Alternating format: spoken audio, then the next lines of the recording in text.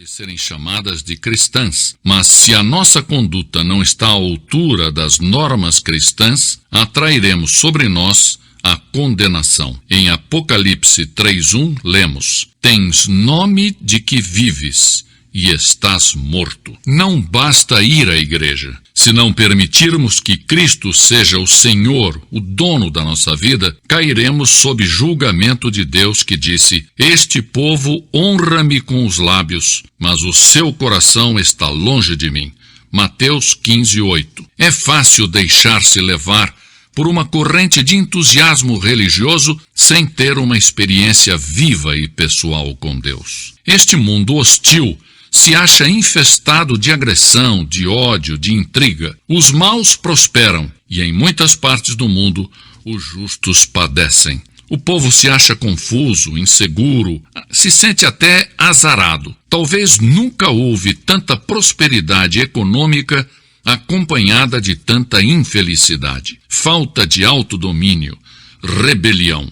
O mundo está louco e clama pedindo a paz e a verdade. Deus derramou sobre um povo todo tipo de bênçãos, mas esse povo havia perdido a saúde espiritual. No meio desse povo se levantou o profeta Abacuque e clamou: aviva, ó Senhor, a tua obra no meio dos anos. Abacuque 3:2. Talvez você pergunte: mas como obter a renovação e o despertamento? Que passos tenho que seguir para alcançá-lo? Primeiro, você deve fazer uma oração fervorosa. A Bíblia diz: se o meu povo, que se chama pelo meu nome, se humilhar e orar e buscar a minha face e se desviar dos seus maus caminhos, então, diz o Senhor, eu ouvirei dos céus, perdoarei os seus pecados e sararei a sua terra. Segundo Crônicas 7:14. Deve haver um anseio profundo de avivamento, não um simples balbuciar de palavras ou palavreado religioso. É preciso que haja oração intensa e fervorosa. A Bíblia diz: a súplica de um justo pode muito nos seus efeitos. Tiago 5:16. Que a sua alma esteja em agonia, que corram as lágrimas, que o seu coração se angustie pelos perdidos. A palavra de Deus diz: aquele que sai chorando, levando a semente para semear, voltará com cânticos de júbilo, trazendo consigo os seus molhos. Salmos 126:6. Segundo, nós temos que abandonar os nossos pecados. A Bíblia é clara: deixe o ímpio o seu caminho e o homem maligno os seus pensamentos. Volte-se ao Senhor. Isaías 55:7. Mas antes de começar o avivamento, tem que cessar entre os crentes as disputas, prejuízos, má vontade, inveja, ciúmes, amargura, crentes criticando uns aos outros, porque o mundo se acha perdido perante tantas discórdias, lutas e intolerância entre aqueles que dizem pertencer a Cristo. O despertamento deve começar no coração dos crentes, antes que o Evangelho possa chegar com eficácia ao mundo. Quando os discípulos de Cristo deixarem as suas discórdias e egoísmo e confessarem os seus pecados, então deixarão que o Espírito Santo os encham. Então se produz o avivamento. Temos que abandonar os nossos maus caminhos. O Espírito de Deus não pode atuar em um clima de dissensão, discórdia e disputas. Devemos nos despojar da nossa mesquinharia, das nossas miudezas, dos nossos caprichos. O inimigo das nossas almas tem debilitado a eficácia da igreja porque temos nos especializado em controvérsias, em dissensões, e não temos andado chorando e levando a semente preciosa. Salmo 126:6.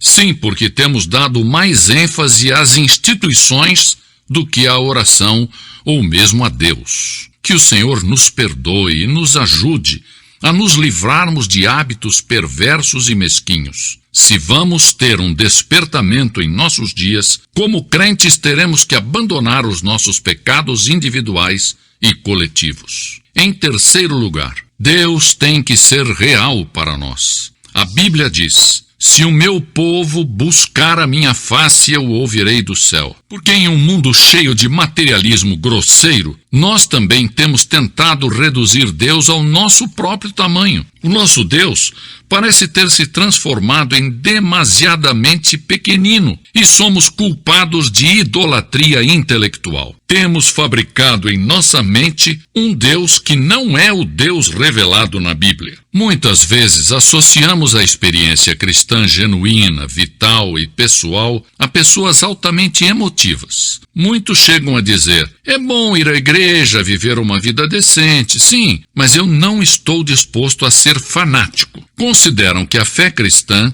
é uma mania, algo demente. O cristianismo tem alguma importância? Sim. O cristianismo tem suprema importância. É algo importante? Sim, é tudo. Sem a fé cristã, não vale a pena.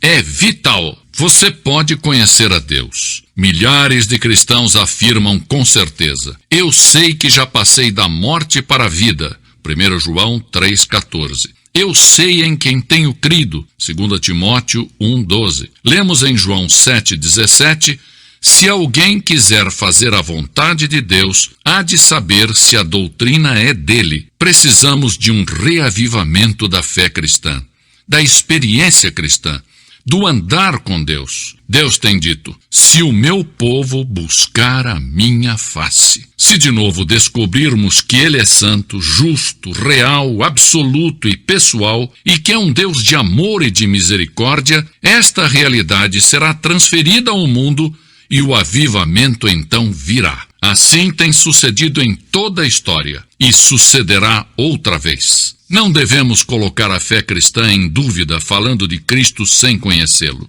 Não vamos fechar a porta da igreja com a chave da inconsistência, impedindo que os perdidos venham a Cristo. Não devemos impedir o avivamento com a nossa falta de fé e de oração. Não percamos a vitória espiritual, permitindo que o pecado nos mantenha presos. Busquemos a face de Deus e abandonemos os nossos maus caminhos.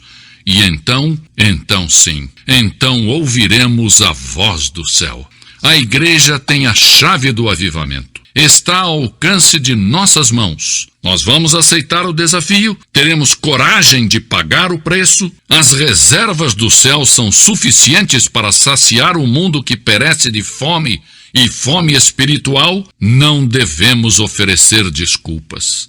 Agora uma pergunta direta. Você já aceitou a Cristo como seu Salvador? Se não, se você for sincero, reconhecerá que no profundo do seu coração há um vazio. Seu coração anseia por paz, gozo e perdão. Há um vazio que o mundo não pode satisfazer. No centro da história, em um caminho da Palestina, se plantou uma cruz.